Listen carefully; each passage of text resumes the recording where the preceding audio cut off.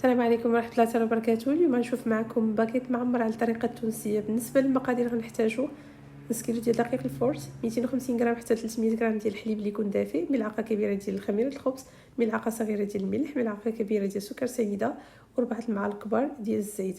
غنخلطوا الحليب مع الخميره مع السكر، ومن بعد غادي نضيفوا الزيت، غنضيفوا الدقيق والملح، غنعجنوا العجين ونخليوه يختمر. غادي ندوزو باش نحضروا الحشو اللي كيتكون من شرائح ديال الفرماج.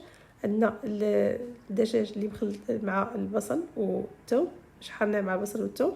عندنا ياغورت مسوس اولا جبن، عندنا شرائح ديال البصل، زيتون مقطع، والهريسه. غنسرحوا كويرات ديال العجين، ومن بعد غنوضعوا الحشو وسط بالشكل اللي كتشوفوا. من بعد غتسدوا عليها على شكل كوميرات.